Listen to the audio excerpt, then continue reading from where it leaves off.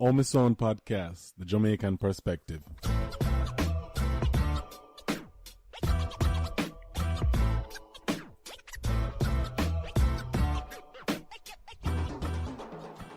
Welcome to another episode of On My Sound Podcast. Hey, and this podcast today is going to be a little different. I finally get this guy for come on it. You know, me I try for a while now on him. Always I go around the thing, you see it. But then finally make time so we can do an episode together. And I'm saying, people in our life, you know, sometime when them say your friend, you don't want no new friend, no old friend, none of that nonsense. But it's a good thing when you can, still be friends with the people from, school days. I mean, this dude been friend from 8th grade. I knew him from 7th grade, but friendship really started in 8th grade. And no further ado, so I'm big on Bridging Carter. Welcome to the On My Sound Podcast, sir. Yeah, man, it's a pleasure, you know. Yo, On My Sound, that me I say, On My Sound. Reality, a long time coming, you know what I mean? But we're glad for the show, and we are going to express ourselves as how we feel. You know what I mean? I give our perspective for what I want. On My Sound. Yeah, man, sound right, sound loud. Well, yeah, man, brother, as I say, I'm say, you was part of the discussion when me I talk about if you do a show, yeah, do a On My Sound and come up with some different name, we throw some different name out there, I don't think about, you know what I mean? We set up on On My Sound Podcast, you know what I mean? Because the thing is, it really come down to, like you just say, we speak with mind, we talk, and in the idea, I ask people, On My Sound. You see me? So I think that name, they're good. Yeah. So what going on your side of the world, boss? Well, as I say, you're in Atlanta, but I'm in Florida at the moment, temporarily. I'm hoping very shortly, I'll be getting out of this place called Melbourne, Florida. So, long story short, came here and had job opportunity and along with some other things, and the visit is cutting short. So I call it Melbourne. It's a very small, I wouldn't say very small, it's a developing city in the state of Florida. But I call it Melbourne. There's not much to do. It seems like it's a retirement home, right? Florida is a retirement home. But this part exactly, it come like a place where people come to die. So, but we make the best of it. We try to explore. We go to. I mean, I've been to the Cocoa Beach. I've been to the Melbourne Beach. When I drove through downtown Melbourne, I can tell you there's not much down there. Been to the Melbourne Mall, I can tell you that there's not much there either. But most likely, we make a drive to Orlando every now and again, which is about an hour and 20 minutes there about. With a little bit more lively entertainment. But as I said before, this is only hopefully a very short term. Yeah. We are believing hopefully in a couple of days to get back to reality. So get back to where you see other people. Can get back to some lively entertainment and social with people, you know what I mean? Yeah, I know you do it that, because I definitely couldn't manage that like this, because it's a mess, because them places just seem like, we come down the one time we pass through there and seems like nothing ever there. So, couldn't imagine living there, so even living in Florida itself. I can't imagine a boring part of Florida. But Jesus. Yeah, but I say they on we got hit on a little few topics today, and we just got to talk about our opinion. Cause one of the biggest thing I go around right now where in Jamaica I talk about was this sex doll thing where everybody have this craze for our talking about coming, everybody has something to say about it, negative or positive. You know what I mean? But my view on it is, for me personally, that can't hold me, because me is a Libra virgin, and my woman would tell us that my love language is like being touched. Reality. Like my woman rub my head more time, you know what I mean? Play with my ears, you know, like just physical touch. You see me I say? Yeah, man. So that them thing that definitely couldn't work for me at all. But you have some man out there still. Yo, listen, it may work perfect for them. You see me I say? Cause some man out there, boy, them maybe can get a woman. So that may be a substitution for them. I don't know. What you would think? Boy, let me tell you straight. I've been listening to the different perspective that has been circulating on the internet, you know. But if you are giving my personal perspective, I can share the same sentiments. Listen, man, I need love and soul in our body. You understand what I say? I need a woman who can rub me down and make me feel good. You understand? Me's a Leo man. Me's a passionate youth. So, when I say passion, you know, we talk about, boy, we go all out to please woman and I expect the same. Or my son. Exactly. You know what I mean? So, I don't want a dead sitting and lay down and me and ram out it all. It have to be the graphic, but no, sir. I want them man you deal with, man. I look for you with them dead eyes there. Yeah, just lay down dead, so. And you have to bend it up and twist it up in all kind of way. No, sir. She if you twist up and getting at the motion to man. Hey, nothing sweeter than a girl more in your ears. You know what I mean? And when we can talk, the pathway in her ears makes you feel nice. What am I so? Yeah, man. A real talk. I'm say, listen. You know, some people talk about how it comes to replace woman and blah blah blah. I mean, I say, that maybe for them. You see me I say, but definitely not for me. You see me I say, nothing can replace a woman. It's like one of them things that we always say, you know, woman, you can't live with them or without them. So we need to say, so for reality. me, no matter how the woman them nagging sometime and sometimes them disappointing, but get what? Boy, you can't live with them or you can't live without them. Mama son, so you have to draw some kind of line. Yeah, man. But you not go live with no dummy. You know where the money up. Them dummy and no that, no matter how realistic it look. Unless a person, I mean, there are certain personality types that I come across in America who some of these men have real issues socializing with the opposite sex and getting the opposite sex to engage in a romantic or intimate relationship. So I guess these men who have certain, insecurities or inability to socialize with the opposite sex in that form will probably seek that measure. It's like you bring up that topic there. Something just come across my mind when you said that, right? Especially in this day and age where texting and social media and all of that. And I said nothing wrong with that, because, you kind of connect people more together, but it doesn't help people to interact face to face better.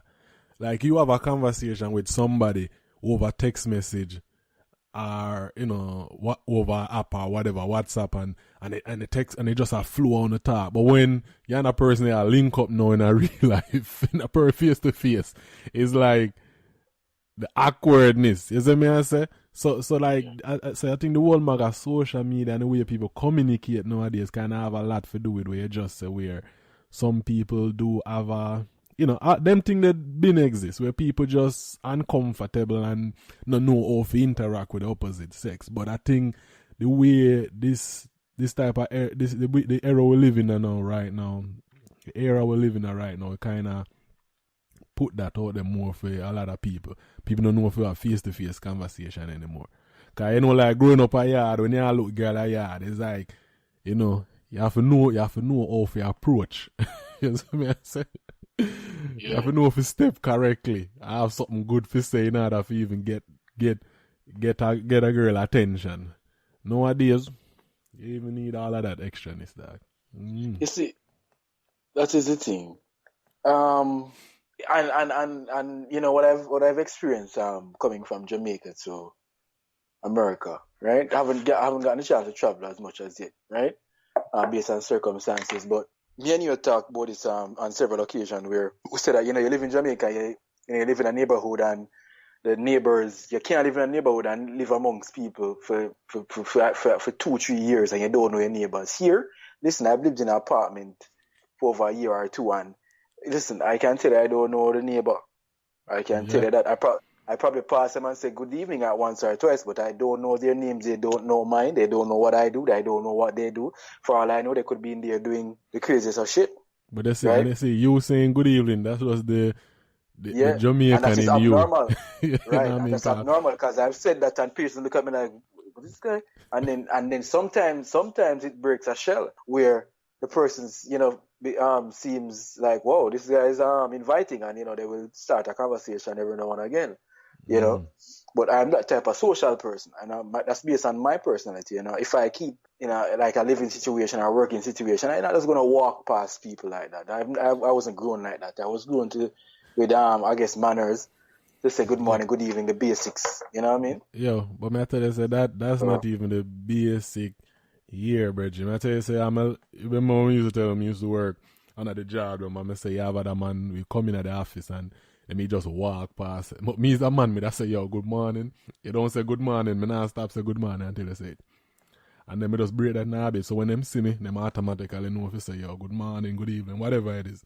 Because I'm the type of person, if me enter a room and see people, me I gotta acknowledge it. That's how me grow. So me see people come enter like a situation, a room or anywhere and see people there before you and you not say nothing. Them things just kind of tick me off. So I'm the type of person who say, hello, good morning, hey, what's up? You know what I mean? Draw them out. I'm that type of person. So, people that around me are long enough, they know better. So typically them just kind of breaking at that vibe. When them see me, them just know how to agree. But you're right. It's like in this country, that's one thing we know. Even when we live in we there New York and thing, it's like you live next door to somebody, but you don't know nothing. You don't know. Some don't even know how they look. You see what I say? And them never talk. You never, no interaction, nothing. And it is, to me, that was like what was a culture shock to our mind. Cause you don't know, like I said, we grew up in the island. Everybody know everybody. You live in our community. Basically everybody on the road. You don't have to talk every day, but you know them. And even as you growing up, you couldn't walk past any elder and not say nothing. You see what I say? And not acknowledge them present. You know what I mean? Because say, yo, them call up at your yard or see your mother or father or grandmother and say, yo, the boy Jamaican pass me and I say, good morning.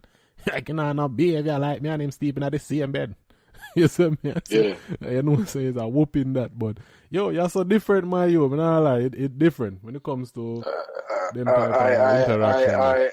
I will share another story. It's like I won't say the name of the company because of course I will be employed with that. I will yeah. So basically just to point out, I mean, I work for, I would say, like a Fortune 200 company and corporate America in the field of human resources. And I can tell you, my first week of working was a bit of a culture shock, coming from the Caribbean into first world country, corporate America. I mean, I've worked in corporate America in corporate Jamaica, prior to coming here. So, it's not like I'm not used to formalization or, being in a corporate setting. Yeah. But still, corporate Jamaica, you go into a building and, you say good morning, even if it's a security, good morning.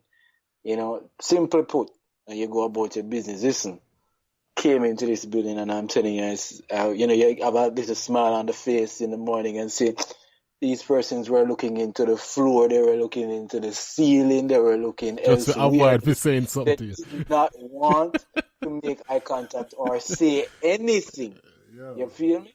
Yeah. I remember saying morning to a few person. I heard it echo. I heard it bounce off the wall and hit my back. Trust me, if I wasn't strong, it would have tipped me over. But I'm telling you, it's different. Right. So I was saying, after a while, after learning your surroundings and kind of learning the company culture, I realized that this is not what I want to say broadly the American way, but the southern states like Florida. A lot of these people, I mean, of course, I'm now in a situation where we're in a diverse workforce, where we have different races. We have the Caucasians, the blacks, the Asians, the Latinos, the am I forgetting anybody? Yeah, Everybody. right. Yeah. But predominantly Caucasian, of course. Now, and then the people who are of culture, I guess, because I don't think America is like a culture per se. It's like it's more of, would I put it like this? America is a mixture of, adaptation of everybody culture. Like people come here, they bring them own culture, but it's really hard to find out what is America. I don't think America have like one specific culture. Like say we growing up in Jamaica, we have certain specific culture. But if you go to some section of America, they have their own culture. Like, for example, my wife from New Orleans is like, they have their own culture there. You get what I'm saying? They have things that if you're from New Orleans, you just know, say, yo, that's a New Orleans thing. You get what I'm saying? And another area. So I don't think there's one unified culture amongst everybody here, because one, the melting pot situation, you have different people here, white, different race, ethnicity, all of that.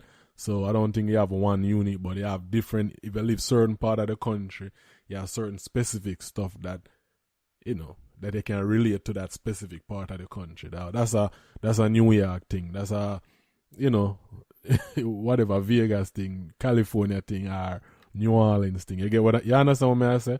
But like we come from Jamaica, you just know, say, that's a Jamaican thing. That's our entire country. Here more city state, or if you come from certain area, that's a southern thing, that's a northern thing, or whatever it is. But there's not a uniform thing. So I think that it's kind of confusing in a sense. It kind of make a lot of people last year, because especially to me, Black American, it's hard for them to have they don't have like one unique thing to log on, and especially based on their history and stuff like that here in this country. But them call us, people from other country, islands, or African, whatever it is, and say we're cultured. Because we have certain tradition. That's just our thing. Right. And just to expand more about, and then what I realized after learning about copy culture is that so a lot of these people, as I said, they weren't. It's not like the mistake that we make a lot as individuals and human beings is that we assume that the way we think is the way other persons think, and they were raised like we were raised to. It's just being polite and being mannerable. Just when you see somebody in the morning or in the evening or whatever, you say good morning, good evening, good night. It's a greeting of right. Nothing conversational, just a simple acknowledgement and out of respect for the other person or what have you. But yeah, these people they don't see it that way. If they don't, they could walk past you and some maybe give you a nod. You know what I mean? If you're lucky. And then, that's it. They see you and they pass you, and then sometimes you end up in the same meeting with them in the next 5-10 minutes. And look at this too. Even like you would do where you're the plumber, you work so you would do a little bit of this too, right? Like me, used to be a hiring manager, right? Me used to hire people. People come in for interview, used to conduct interview and all of them things.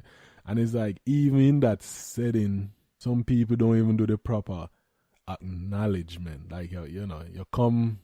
You come for an interview, I'm going to conduct the interview to say, yes, me I got here, or no. But even in basic concept, and it's like, sometimes I try to think like we just say, like, all right, and not everybody was raised the way we raised. But I think, in my mind, I'm just saying, these are the stuff supposed to be at least like a fundamental thing in life you're supposed to just know. You know what I mean? But, like I say, it's not everybody think the way they are even. Think like how we think. But yeah, even when you hire people come for an interview, they don't know no proper acknowledgement. No, not even looking at your face, mumbling words. You know me already. Me coming loud and firm, like, hey, and that's what me I kind of expect. That's what I'm expecting, because you come, if you interview, even the way you dress for your interview, You know what I mean? And all of them things there was surprising and like a culture shock for me, guys. Like, you know what I mean? Like I was telling somebody that I work with, like, you know, this guy came to an interview already, and the man come in a shorts and some this pretty color polo shirt, bright color, like it's a party. The man go on like a summer beach party. You see me? So, oh my word. and it's like, you know what I mean? Me give him less than 5 minutes of my time. I'm gonna say, hey, we call you. But me even gonna waste my time with that person. But you can't, you can't discriminate. You can't just, if a person come unprepared, you have to still give them time. You can't just, say not coming. Yeah, because when I tell the person, say, yo, if this was Jamaica and you go and go somewhere for a friggin' interview and you come dressed like I'm party, I go. The security guard would even make you go in it. The security guard first, like I said, big man, where I go? If you say I interview, the security guard I say, you're not ready yet, man. Go back home and come back when you're ready. I mean, but here you can't do it. I mean, I have not been here that long. Probably I've been here since late 2013 maybe. And transitioning from, the Florida Keys to South Florida. So Florida Keys was really laid back, it was a hospitality industry. And I remember doing, going for an interview and, you dress, pair of slacks, nice shirt, tie. I didn't bother to wear a jacket because, Yeah. And I remember when I walked in, they were like, "Oh, you're well dressed," and I'm like, "What?" And they were like, and I even brought my degree with me and all of that, and they said, "Oh, they don't even need to see that." I was so taken aback, they were just like, "Oh no, you're more than qualified," and and they said, they were impressed with the dress, and I'm like, "Wow, this is something different." I mean, in Jamaica, when I was going for interviews, you have to almost like you're dressing to impress. Exactly, but that's what you're doing. Because people visual, people think people visual. When people see them judge you, and then after them have a conversation, and judge you again based on that conversation. But the initial, when people see you or your dress and your movements, that's what people judge you after. You're wrong or right. That's just what people is. That's what people is. Period. You know what I mean? People judge you based on your appearance first, and then if you're a man, you never meet someone, you never have a conversation. You meet them and you think about them one way because the way they present themselves, and them talk for a minute, that has its pros and cons, especially here in the US. But first, but on a professional level, you need to, like, for example, the Fortune 200 company, that's a whole different ballgame, because when you're going for an interview there, you need to wear a suit. That's the suit. You need to. There's no different color suit. It have to be the same color suit.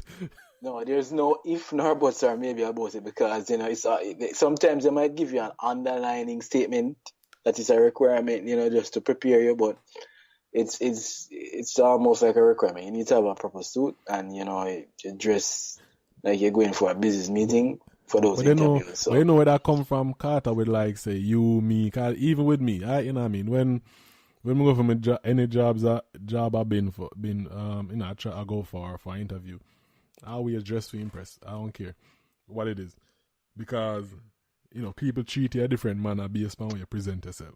Okay, if you come looking nice and you dress neat, the energy gonna be different. You get what I'm saying? Period. That's just how the world is. But this is where that come from. We learn that in something that we learn, even not say from your parents, but we learn that in school too. Cause I remember when we in a 7-year girl used to do personal development or something like that, and you have to dress or you have to prepare yourself for certain scenario, formal situation. You know what I mean? So it's something that we'll learn, but at the same time, you don't know. I know my father and my cousin them always.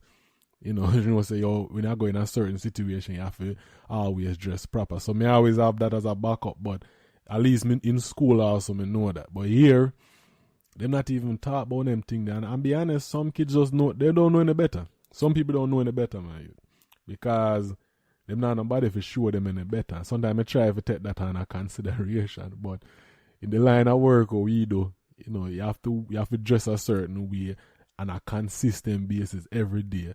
So, you know, based on how you're dressed in an interview, if you're coming and you're not looking prepared, I have to take that in account and like, all right, oh, you go dress on this job if part of the requirement is to dress and look a certain way every day. You get what I'm saying?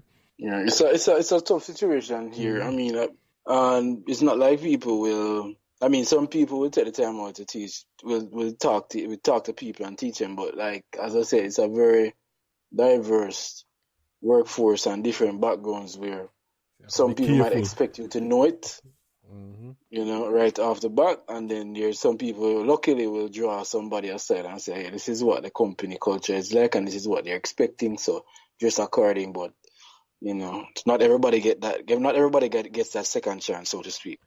Yeah, but, yeah. Real talk, but yeah, not for even dwell on this topic too long, but I would say not for too dwell on all of that. Yeah, but people but I think is a learning thing. People need for. I think, in my opinion, I think that's something we need to be part of either the middle school stage or even high school, and you know, just for kids to understand what's the difference between farmers. Because not everybody have a parents or a older brother or whatever it is, or somebody to show them what the expectation is. Because some people just generally don't know, and if sometime in this world is not forgiving. You go out there and if you hit it off the bat, because it's very competitive. You know what I mean? It can, hurt your chances. Is it matter? Yeah. But yes. But another thing where you want to talk about. I think me and you talk about it the other day. After a little thing with this, it was about, Jamaica. You know what I mean? Yo, what going on Jamaica, dog? You watch the news? You see the news with Jamaica?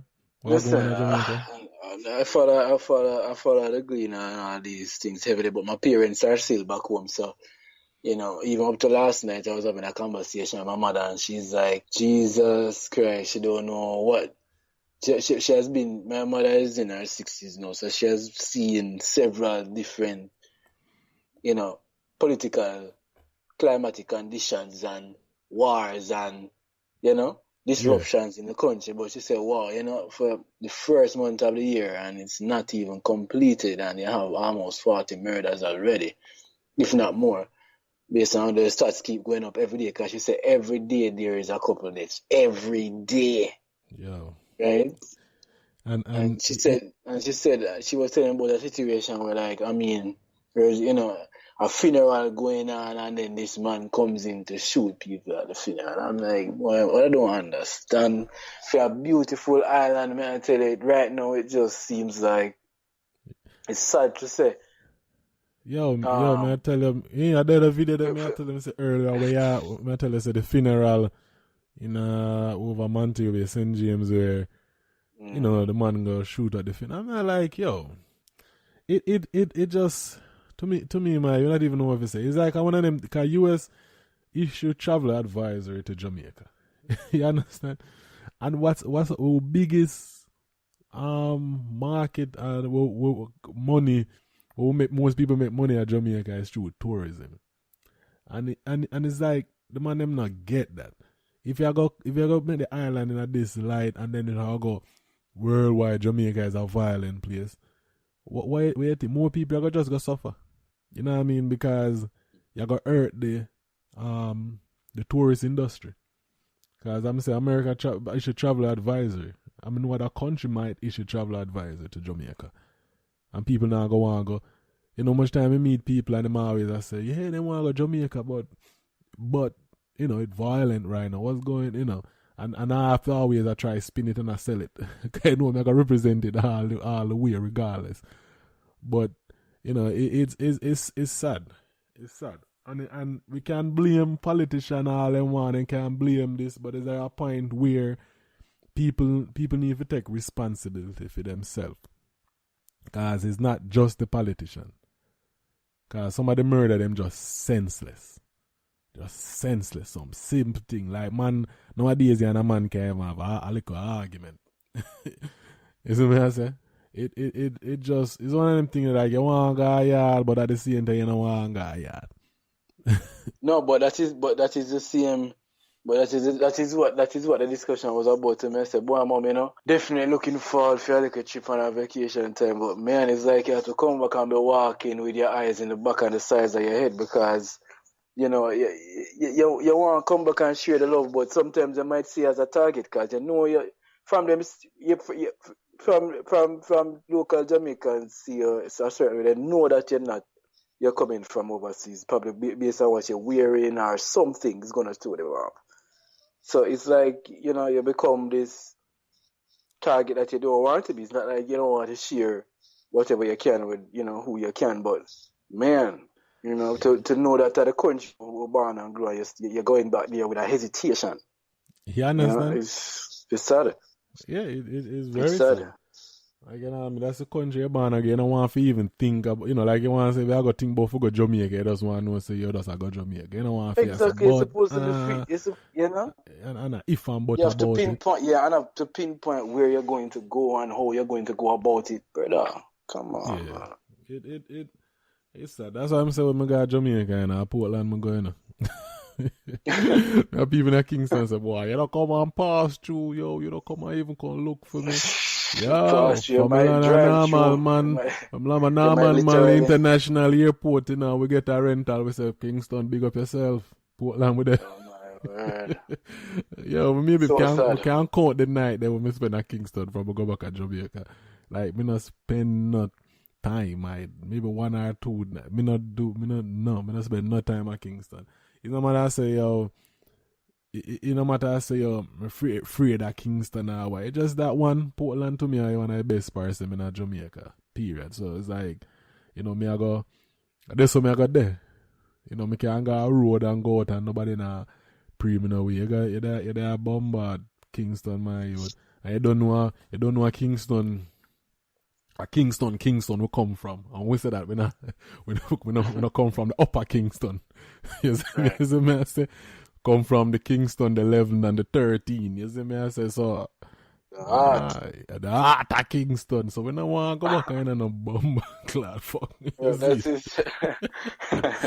You understand? Go left your piece to go in a war. Rough. You get what I'm saying? But that is it. I'm born and grew up Portmore, you know what I mean? So my parents still reside there and think I'm alright so far. But I mean, go there. Of course, residential home is still there, so we go there, we spend time and thing and move with the family to other parishes. But as far as I don't think I'll be there and just walking free, places, popular places like we used to frequent. Yeah. Like let's say even my mother tell me, say, I mean, you've seen halfway tree, but we used to do every day. When we go to high school, I say halfway tree stay away, where it almost coming like downtown in terms of people, the old people that treat the road it nasty. And it just random events happening, random robbery events. And as I said, that all nasty to my youth.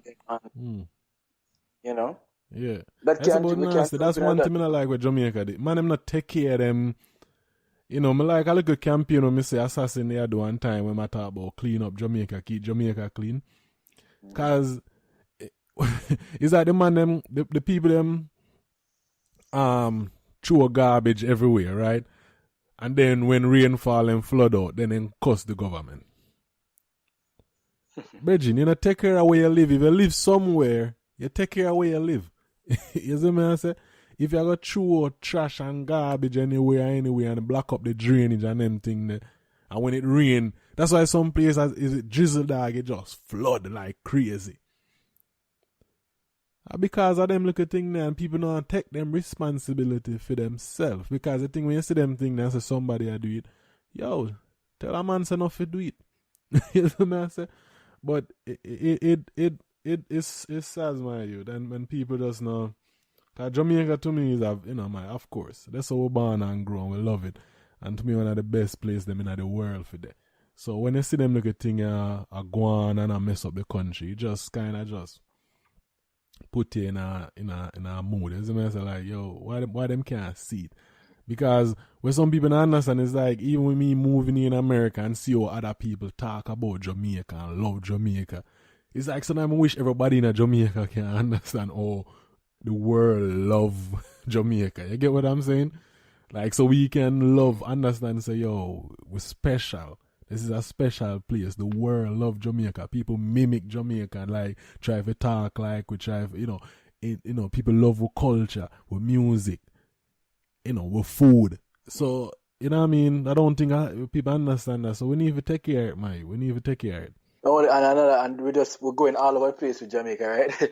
And the next thing, Jamaica, I mean, not all Jamaicans, but Jamaicans will leave their country and go to a fresher country, and they will not litter the streets. So why they can't do the same thing back home? Exactly. Then we come to a different country and I'm not going through anything on the road. No, but no, you're in your own country. You litter in the streets and make it look like say you live in a garbage. And that I don't understand something. I don't know, man. I don't know. Is it people? Now, you're Jamaican. I need to do better and we take care of our place, alright? Because our place, our country, it's a beautiful island. We have a lot of resources. It's nice. I mean, we know it's not easy every day. Because Jamaica not easy. But in that day, our home. So that's why we all travel to these parts of the world to try and make a better life. Because of course, it's a small country. The economy is small, and there's minute opportunities for young people. So sometimes we have to leave and go and seek it. Yeah. But it's still home is home. That is it's just unfortunate that. Where the heart is, sometimes you say, boy, damn. Yeah, man, a real talk, man. And I say, I think one of the episodes I made the Carter, I talk about how, as Jamaican, Caribbean, we talk about immigration and immigrants, so we come here and make opportunity. I don't know if I think I told you this, sometimes one lady did call me, coconut, me tell you. Oh, no, not really, but me hear mention it on the previous episode. Yeah. I mean, listen, but I've been, just to add to that, I mean, I work for, as I said, and in this small Christmas season, I work for a major distribution company, in recruiting, right? And there's a young lady from Texas. She asked me this question, and she asked me laughing, and she even asked with the saying, I hope, don't be offended, but what are the houses like in Jamaica? Are they made from, wow, bamboo and thatch? And I'm like, we are in 2017, people, 2017, right? And you have people still thinking that houses in Jamaica are made of bamboo and thatch roofs. Like, are you serious? And when I told her that, listen, I grew up in a concrete 2-story structured home, and she said, well, we were rich. I said, no, far from it. But I said to her, I don't want to take any offense. I'm just trying to educate you. And, I said, I was even about to say to her, you should Google it. No, but I say you have people who are living in them 21st century. I mean, and I asked her, you don't get out much, right? You don't travel much, right? She said, not really. I said, well, I can't say. I said that kind of explains it. I mean, but they say that's where people like that don't read, and that have a open mind. They now. can't That's the thing. relate open mind open. Exactly, and they can't relate to some of what we have to go through to make it to this point. No, you understand what I'm saying? So so this is why when they look at immigrants, they say, we come here and we take up the jobs, but we come from a shithole country. There you go. And we take up their jobs and but they see, like, just to add to that, just last week, a woman, we go to a customer, right? And so she said the same thing. Don't take offense to this, but she said, because I work in a majority black place, but you're the most good looking black guy I've seen in a long time. And I'm like, okay. Like, how do you answer that? Because in her words, she thinks she's coming from a good place. You see me I say? Mm-hmm. But to me, that's just the same. She's saying that it's just the same like when somebody say a little black girl and they say, "Oh, you're pretty for a black girl." That shit like that pisses me off when I hear stuff like that. Like, what you mean? I'm pretty for? You get what I'm saying? Trust me. But the thing is, sometimes listen, hold on. Sometimes, hold on. You follow all of that because if you follow all of that, you're going mad in this Yeah, country. yeah. But no, what I'm saying. Sometimes, I'll be honest. Sometimes some people not coming from a bad place. Is what them call sincere ignorance. You know what I mean? Like they really ignorant. Them not really know any better know any approach, and them interaction with other people from the other race is limited, so they don't know what is right to say. It's just like with me when we start interact with people from other culture, different races. I kind of learn like certain what's okay to say, what not to say, or to say certain. Cause it's a learning process. There's so many examples. I remember this gentleman. I don't work with, like, he was working in my department too, and like, you know, I normally keep my hair, and because I have a lot of waves in my hair, right? So I normally keep it low, right? And then I don't know what topic, the topic came up about, you know, hair and whatever, and he was like, oh, like, how like, he's asking if I can grow my hair, and I said, this man doesn't understand that I don't choose to grow my hair because of the corporate setting that I'm in. You know, it's like you see the limited interaction they have with different races that they don't understand. They think that your hair cannot grow or something. Like, oh my God! And this man has his head is peeling away. I'm like, I just laughed and I just answered him and said, I said to him, listen, I cut my hair like this because I think it's most appropriate for the setting. That's all.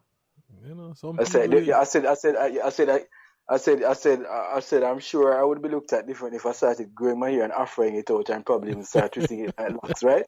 You'd probably say, oh, this is a typical ninja. You understand what I'm saying?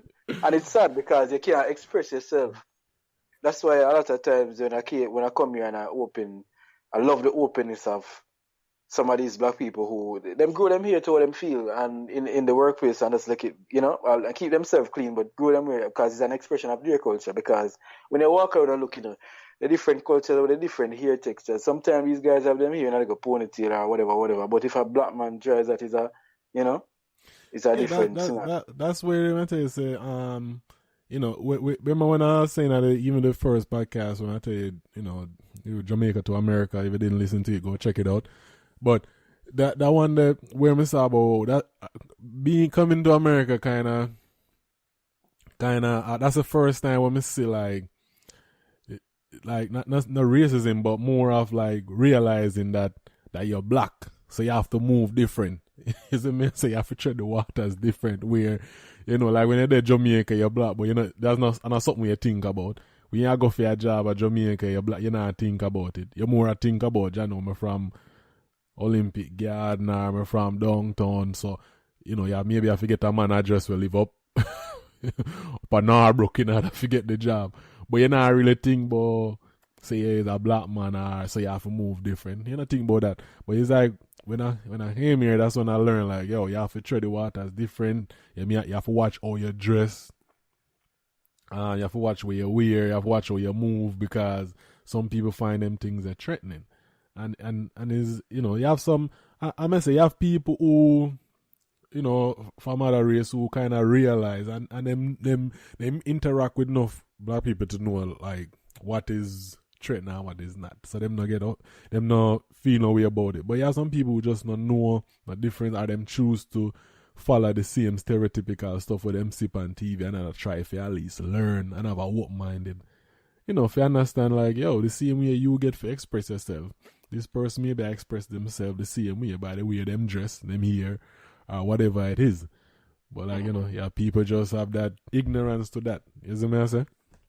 Of course. I mean, I'm telling you, it's alarming how ignorant a lot of these people are, where the socialization process is not as wide as you think. Although we're in the 21st century and it's 2018 now, and it's like, wow, it's still alarming how people approach it from day to day from different cultures. Yeah. And sometimes you can't take it offensive. You have to kind of just take the opportunity to educate them.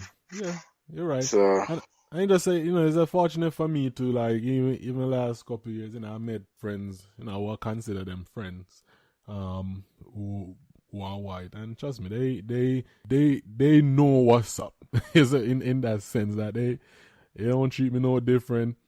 They're more in tune to, like, even just my culture and the way I say certain stuff they want to learn from, but they don't treat me no way. And I say you have people out there who understand what it is, and instead of, if they don't know, they will ask and try to learn. And you know what I mean. And I have people I consider friend who think like that. You know what I mean. Never once yet feel any farmer anywhere around them. You know what I mean. And one thing I said, they're just too happy and bubbly. You see, they're just happy. Which is cool, you know what I mean? Sometimes I need them people around there for kind of bring your vibes up, you know? Keep your positivity up, you know? Yeah. It's just me. I mean, that's why I said when I came here and I worked in the Keys, the atmosphere was a very diverse culture. I mean, at first, it was, I was apprehensive because a lot of it was a lot of young people and they were exposed to a lot of different lifestyles. Like, trust me, in Jamaica, when we really know about marijuana and all these things, this is where I come to this country, come learn about all these kind of different drugs. I'm saying, Jesus of His mercy. Listen, let me tell you people, Jamaica doesn't have a drug problem. You see this country, listen, I remember this first time somebody said to me, they tried acid. And I said, acid that burn your skin, they laugh me to scorn. Right? Yeah. Now, acid is a psychedelic drug that makes you hallucinate and see colors and all these wonderful things. And I was told that, after you take it, you're never really the same person ever again. So I'm like, why would I want to take something that really just be like that? Just for a trip, that they call it a trip, to make them. I'm like, and these things, and these things I've read have a long-term effect where, I mean, it does mess with the whole chemical balance of your body. But that's another one of the good thing. Like I say, you have good and negative growing up in Jamaica. Like one of the good things growing up the way you grow up, certain parents have, is that you learn about certain stuff, like especially like them thing they were strict on. So it's like I've never have the one growing up of even smoking and them thing. They don't know, you marry one no one then. But I'm not a smoker. You get what I'm saying? I know what crazy me talk about this, where when we used to meet people and I say I'm Jamaican, that's the and first. Them say, the first them say, so you smoke? And I said, no. Them must say, oh yeah, Jamaican, you don't smoke. Like, bro, It's not everybody in Jamaica smoke. One time somebody tell me, say, I'm not a real Jamaican. I say, why? Because on time we have a football game, right? And the man them, the ticket cheap. More make a pay my money for your chicken. But if this bridge I tell him, say, yo, where you pay your ticket? Just tell him, say, you're with whatever team and let me make you go in. I say, Bridget, I don't do that. I say, for what? Nobody call me. One thing, nobody call me. A rape is on a crook. You see me? You're not thief. You see me? I say, then something does embarrass it. So you see, would never. So me not put myself in a situation, no matter how simple it is. And the man tell me, say, man, I read Jamaican cars. Me don't want to go around the system. I said, Bridget, this is not a situation where we need to go around the system. You see me? I say, but there are some people who have them type of, and even have people like us, even our own Jamaican people where make some stereotypical thing, live on like all Jamaican is the same or all of it. Our motto is out of many one people. So that means a whole bunch of people live in Jamaica, but everybody different in their own unique way. Is the message? So right. Everybody it's just like hold on. Remember the commercial where they go on with the guy with the Volkswagen man, the white guy, and I must say, yeah man, don't frown, turn your frown around or some whatever. But me I do it in the Jamaican accent, and it was like this big controversy on TV, upon news, and I'm talk about if that was a racist commercial. I'm not like, what to the media people here? But that's the ignorance is a thing, right? Because a lot of people want to feel like, say, black people live in Jamaica. You look like me and you. You see me I say? Jamaica have a large Caucasian community, large Indian community, Asian community is very large, especially right now, getting large every day in Jamaica. But everybody thinks that everybody in Jamaica look, black and have dreadlocks. And you have people literally believe that in a bridging. You know what I say? You have people really believe that. Because question asked upon me before. They believe that everybody was like, everybody was like Bob. I would just have locked. I would take everything easy like Sunday morning. I would smoke weed. I would probably do the farming. And I'm like, so are you serious? You mean you don't think that Jamaica is like a urban town and a rural town, or just like every yeah. I know me as a man, Carter. You know me travel, so me can tell you about some part of America where I tell you nothing pan Jamaica, and I have nothing pan Jamaica. Then talk, you see a lady that talk about if you live in a hut. Me go a place here in America where people actually live in huts. Okay? And you wouldn't believe this is America. I'm going to place where people live in a house that, like it ready for fall down. If you lean pan it too hard. You know what I mean? Remember the place me tell us me go in Pennsylvania, some more part over Pittsburgh area. I'm say the place was depressing. You know what I mean? So, you see me say, there's some place you go. Like, even if you go to Jamaica, right, and you go to some country areas or rural area where people may be poor, or even at the downtown, where them call zinc fence and border. Even though people may live away, guess what? People inside of people all still look clean, and people use them polish and shine them floor, shine. No matter what kind of house they live in, a man always have red floor with polish. You see me? I say shine that shit. Make it look clean, but there's a little vibes to it. But you don't feel the way you feel. Even when you're in a downtown Kingston, you don't feel them way there. But I tell you, I go place in America, and my presence, just being there, felt depressing. Like I said, why people want to live here? Cause why would I want to live in a place every day? I go home. The atmosphere just make you feel depressed. I tell them I'm going to go there for 2 weeks and I couldn't wait for left. And that is why we can't go all over the place with these topics, because as they talk about that depressing look, I always come back and say, boy, I wish every ghetto youth could have the chance for us to travel and see the world and notice that the corner and the zinc fence is not all in life. Yeah. There's so much the world has to offer. But it's just an opportunity to get out and see it. You know what I mean? I tell you, and it's a humbling. I'm gonna tell you, it's a privilege and a humbling experience just to travel around and see different ways of life. As I said, I live in the Keys before. There's fishermen in Jamaica, but there's fishermen here in America who, you might see the man in the Jamaica, and them see them and make a canoe boat with the one engine, but there is a real life business here where people go out on these nice boats, these nice yachts, and they pick up a couple hundred pounds of different types of fish, and that's their livelihood. And it's a great livelihood. Yeah. And I'm saying, you can imagine a young person from Jamaica who just come out of the whole urban ghetto area and get to go on one of these experiences. We must say, every day must see nothing but blue skies and clear sea and fresh air and no zinc fence. Just, you can imagine how enlightening that could be. It would help a lot of people. Remember when I tell you about even the program, I tell you much the other day, and the mayor we I tried, I think some man that in California, may I try combat, crime in the city, because it was a very high crime ridden area. And the man, me I bring couple felons and people, whatever, come on them young kids to all Disney World and some place, and then I interview the guy, and the guy said, this is the first time, big 20-something year old, he might leave him city. You know what I mean? Like, that is the first time I leave a city, brethren. But it's just like I said, Jamaica have people, here in America you still have that too, where some people just, them feel like the corner, your spot here, whatever it is, this is my place, this is all them know. So them don't know, say there's a bigger world out there. Or they can just get up and go up on a bus or a plane and go. Some people think it's difficult, you know what I mean? I know, and I'm referring to here. You know what I mean? Because you know, Jamaica is a whole different process now. Go through, get a visa and all of that. But I mean, like, you know, you have people here in the same boat to like them. Yes, so them know, that's all them know. Them not know no different.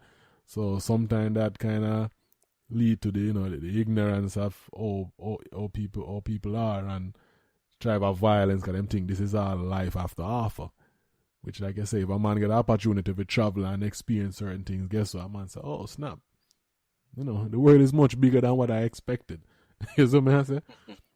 Yeah, so, yeah, man, that's a real talk right there, my youth. Just hopefully, you know, one day, you know, people can get them opportunity there. But yeah, man, I'm saying, yeah, we're all over the place with that one here, but, you know, we just talk how we feel. How, you know what I say? You know what I mean? Talk about some things, just want to get off.